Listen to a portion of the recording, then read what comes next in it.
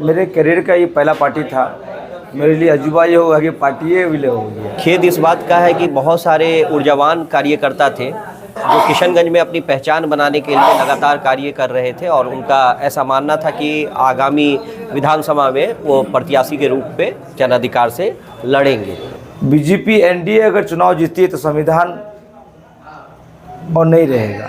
ये लास्ट चुनाव है, अगर संविधान बचाना है तो अपना डिसीजन लिए, अपना निर्णय लिए, कांग्रेस में विलय किए।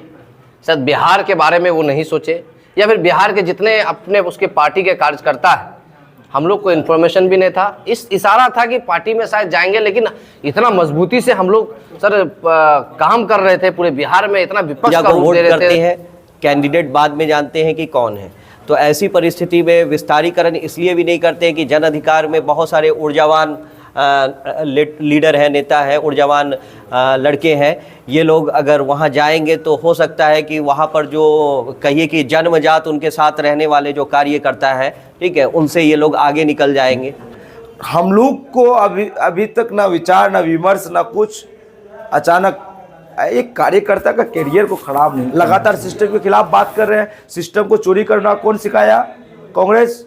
बाबरी मस्जिद में का मामला कहाँ से आया? कांग्रेस का शामिल हुए। ऐसा नहीं है कि वो अपने वक्तव्य को विराम दे पाएंगे, वो खुल करके बोलेंगे जो बोलना होगा।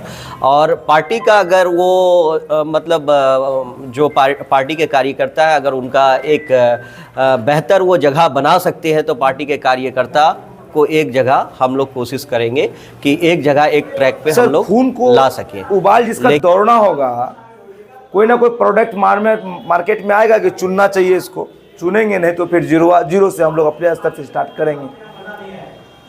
ठीक। और उन्होंने निर्णय लिया होगा अपने हित के लिए, बहुत ही अच्छा निर्णय है उनका स्वागत करते हैं हम लोग। लेकिन किशनगंज में आज हम लोग बैठे हुए हैं, अब हम लोग जो है एक तो नया वे समझ में नहीं आया कैसे पार्टी कांग्रेस में चला गया।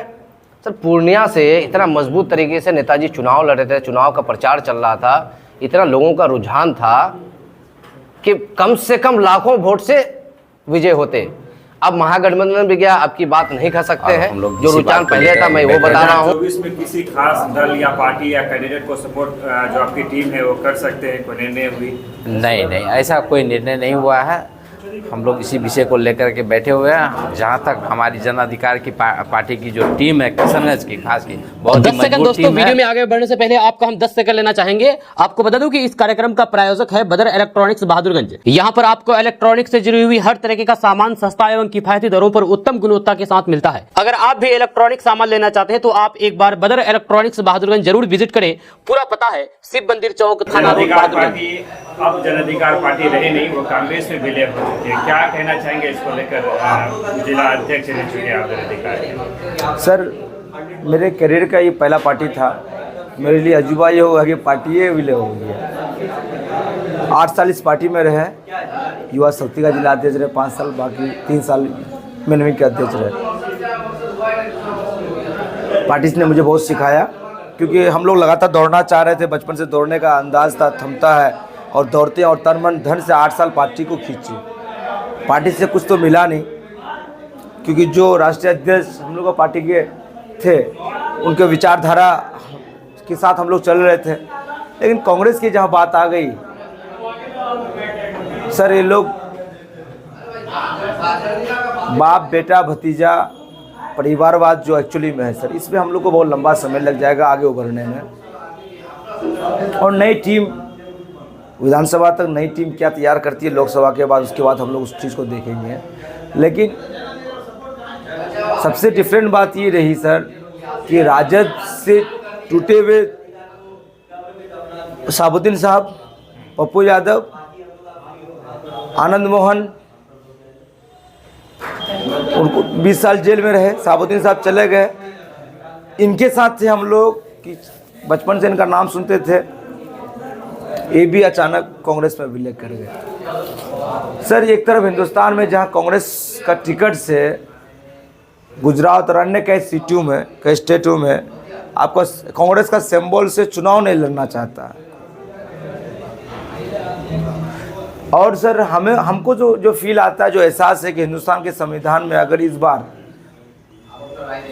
बीजेपी एनडीए अगर चुनाव जीतती है तो संविधान और नहीं रहेगा। ये लास्ट चुनाव है, अगर संविधान बचाना है तो युवाओं को मौका दीजिए। आखिर लास्ट 8 साल में बिहार में सबसे ज़्यादा अपोजिशन रोल अदा कौन किए? जन अधिकार पार्टी। उसी में से हम लोग लगातार दौड़ रहे। जीएसटी में हम लोग अपोजिशन में रहे, नोटबंदी में रहे, दारूबंदी में रहे, बांध निर्माण कार्य में रहे, एजुकेशन सिस्टम में रहे, स्वास्थ्य विभाग के ऑपोजिशन में रहे। हम लोग लगातार सिस्टम के खिलाफ बात कर रहे हैं। सिस्टम को चोरी करना कौन सिखाया? कांग्रेस।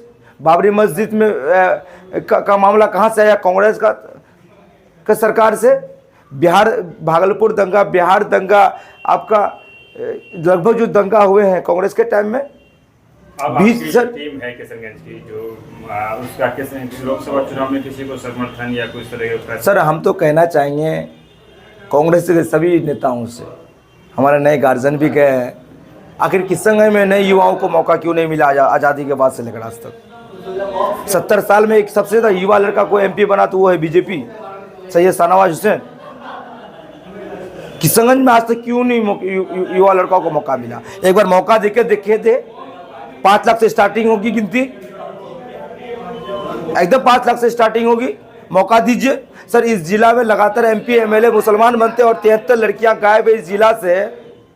इसके बारे में आज तक कोई नहीं बात क्यों नहीं करता? इस सरकार से लड़कियां, इस एरिया से लड़कियां गायब क्यों होती है?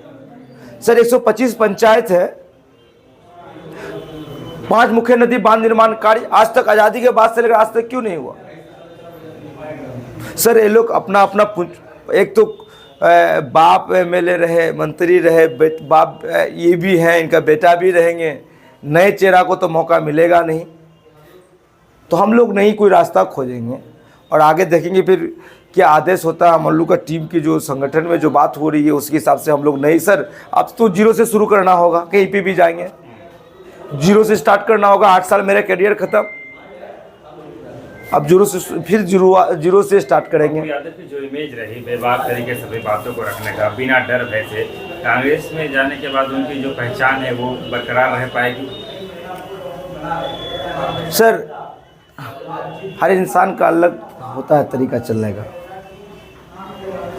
जब हम लोग लगातार 8 साल से हम लोग किशनगंज में जो बेबाकी से दौड़ते हैं, भागते हैं, बात करते हैं, अगर वो वहाँ रहेंगे तो उन ऑटोमेटिक बात है राष्ट्रीय अध्यक्ष जो है उसके नेतृत्व में उनको काम करनी होगी, उसकी पार्टी के आदेश अनुसार ही काम करना होगा। अपने मन से वो कुछ कर नहीं सकते हैं, तो उसके वो उनको अच्छा लगेगा जिस तरह से वो काम करेंगे। हम लोग को अभी तक ना विचार, ना विमर्श, ना कुछ। अचानक एक कार्यकर्ता का करियर को खराब नहीं करना चाहिए। 8 साल दिए इनको पार्टी को, 1 रुपया तक मैंने चंदा नहीं लिया इस पार्टी के लिए। हमसे पहले जो भी जिला अध्यक्ष था वो तो चंदा करने जाता था, तो चंदा भी नहीं देता था इन लोगों को। हम तो शर्म से चंदा भी नहीं करने गए जन अधिकार का। कभी खींचे हैं पार्टी को, एक कार्यकर्ता का मनोबल तोड़ दिए हैं आप। फिर बाप बेटा भतीजा परिवारवाद। सर शुरुआत कर रहे हैं हम लोग। हम तो चाहते हैं कांग्रेस और आरजेडी के कि आखिर बिहार में आज़ादी के बाद से किशनगंज जिला में आज तक युवा चेहराओं को मौका क्यों नहीं मिला? एक सवाल है। पहले से मालूम था कि पार्टी विलय हो सकती है, किस तरह का विचार किया गया? सर हम लोग तो 20 में 20 देखिए सर, जो पार्टी वन मैन आर्मी अपने आप को समझेंगे ना, वो पार्टी ग्रोथ नहीं कर सकती। वो पार्टी का दिन यही आएगा कि उनको विलय करना है। भैया नारे तकबीर, जय श्री राम, इंडिया, 3 गो चीज़ है हिंदुस्तान में। जय श्री राम, नारे तकबीर, इंडिया, ये 3 में आपको फंसना है। आपको विलय कर लेना था तो किसी का करियर बर्बाद नहीं करना था। आगे देखते क्या क्या टारगेट रहता है, क्या सोच रहता है, क्या विचार होता है, इसमें हम लोग विचार करके फिर आगे काम करेंगे। लेकिन किशनगंज अगर कांग्रेस लगातार इस तरह का बोझ ढोने का आदत बना लेंगे तो इनका जवाब किशनगंज की जनता, जो मूवमेंट है किशनगंज की जनता दे देगी। अपने साथ साथ अपने बेटे को भी लेकर गए पार्टी। सही है ना सर, बाप बेटा भतीजा, इसी में तो रहना नहीं है हमको। अपनी नई दुनिया बनाएंगे, फिर जीरो से शुरुआत करेंगे। आगे का कुछ सोचा है? ये करना ही होगा, नहीं तो कोई ना कोई मार्केट में आएगा जो प्रोडक्ट को, जो सर सुभाष चंद्र बोस अचानक गायब हो गए, एक क्रांतिकारी रेवोल्यूशन टाइप के वर्क नेताजी थे ना सुभाष चंद्र बोस आज़ादी के। सर खून को उबाल जिसका दौड़ना होगा, कोई ना कोई प्रोडक्ट मार्केट में आएगा कि चुनना चाहिए, इसको चुनेंगे, नहीं तो फिर जीरो से हम लोग अपने स्तर से स्टार्ट करेंगे। ठीक जी, कल मैं सबसे पहले परिचय दे देता हूँ। मेरा नाम तौसीफ समर है, पूर्व युवा अध्यक्ष जन अधिकार पार्टी किशनगंज। हमारी पार्टी का कल अचानक विलय हो जाता है। हालांकि इस बात की आशंका सारे कार्यकर्ताओं को थी। खेद इस बात का है कि बहुत सारे ऊर्जावान कार्यकर्ता थे जो किशनगंज में अपनी पहचान बनाने के लिए लगातार कार्य कर रहे थे और उनका ऐसा मानना था कि आगामी विधानसभा में वो प्रत्याशी के रूप में जन अधिकार से लड़ेंगे। लेकिन परिस्थिति हमेशा अनुकूल नहीं होती है, तो बेहतर है कि पप्पू यादव ने पार्टी का विलय किया। उनके निज स्वामित्व के लिए अच्छा है, लेकिन कार्यकर्ता कहीं ना कहीं इससे हताश है। लेकिन अभी ऐसा हम लोगों का कोई रुझान नहीं आया है कि हम लोग किसी भी कैंडिडेट को लोकसभा इलेक्शन में सपोर्ट करेंगे। अभी तो हम लोग अपना एक दल बना रहे हैं कि दल बनाना है, हम लोगों को अपना एक संगठन बनाना है। सीमांचल का संगठन हो, युवा का संगठन हो, किशनगंज का संगठन हो, और इसमें हम लोग तरह तरह के कैंडिडेट को अगर सपोर्ट भी करेंगे तो उनका पहले विश्लेषण करेंगे और उनका क्या मैनिफेस्टो है उसको नज़र में रखते हुए फिर हम लोग सपोर्ट करने का रुझान बना सकते हैं। जो कि बहुत ज़्यादा समय हुआ नहीं है, पप्पू यादव जी अगर आपके संपर्क में आते हैं आपकी टीम के और कांग्रेस में वो जगह दिलाते हैं जो एक जगह होना चाहिए, तो आप लोग किशनगंज में कांग्रेस को सपोर्ट कर सकते हैं ऐसे हालात अगर बने तो? देखिए, ये तो परिस्थिति पर डिपेंड करेगा। जाहिर सी बात है, पप्पू यादव एक दबंग लीडर हैं, वो किसी के प्रेशर में रहने वाले नहीं हैं और कांग्रेस भी शामिल हुए। ऐसा नहीं है कि वो अपने वक्तव्य को विराम दे पाएंगे, वो खुल करके बोलेंगे जो बोलना होगा। और पार्टी का अगर वो मतलब जो पार्टी के कार्यकर्ता है, अगर उनका एक बेहतर वो जगह बना सकते हैं तो पार्टी के कार्यकर्ता को एक जगह हम लोग कोशिश करेंगे कि एक जगह एक ट्रैक पे हम लोग ला सकें। लेकिन ऐसा तो मुमकिन है नहीं, क्योंकि किशनगंज में कांग्रेस विस्तारीकरण नहीं करता है। यहाँ पर लोग पंजा को वोट करते हैं, कैंडिडेट बाद में जानते हैं कि कौन है।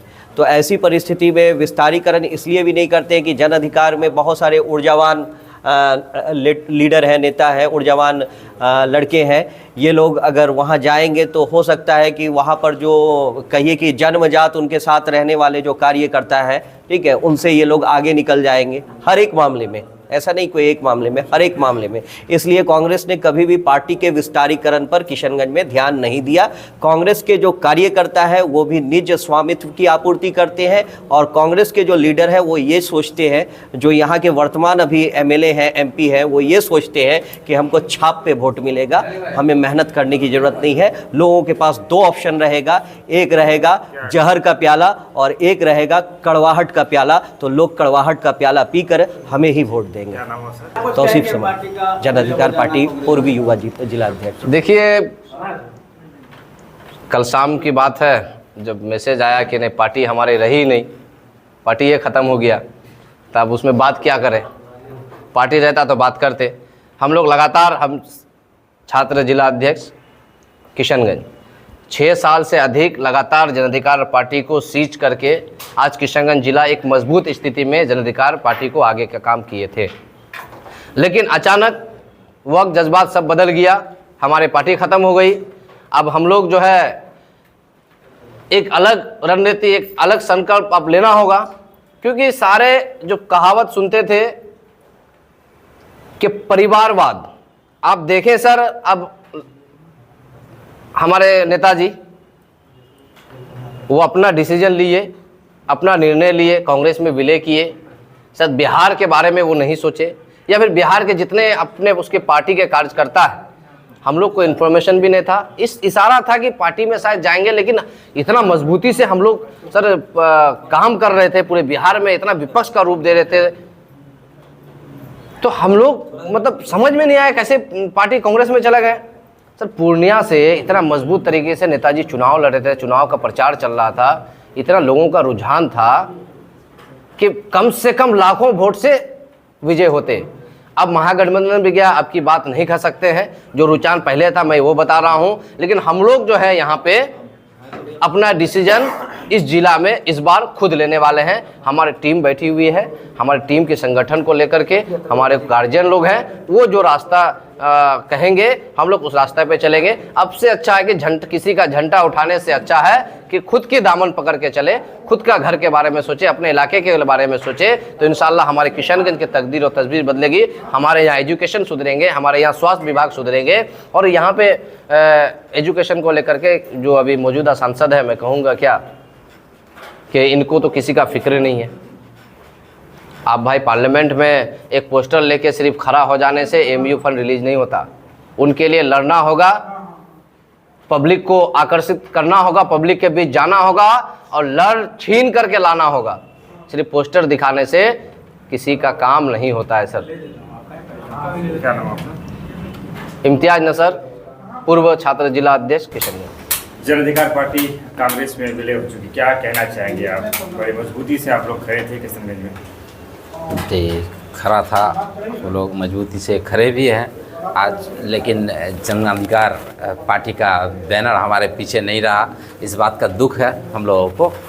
और ये हमारे राष्ट्रीय अध्यक्ष महोदय का अपना सेल्फ निर्णय था और उन्होंने निर्णय लिया होगा अपने हित के लिए। बहुत ही अच्छा निर्णय है उनका स्वागत करते हैं हम लोग। लेकिन किशनगंज में आज हम लोग बैठे हुए हैं, अब हम लोग जो है एक नया वे ढूंढ रहे हैं और हम लोग इसी बात को लेकर अभी बैठे हैं। 2024 में किसी खास दल या पार्टी या कैंडिडेट को सपोर्ट जो आपकी टीम है वो कर सकते हैं, कोई निर्णय हुई?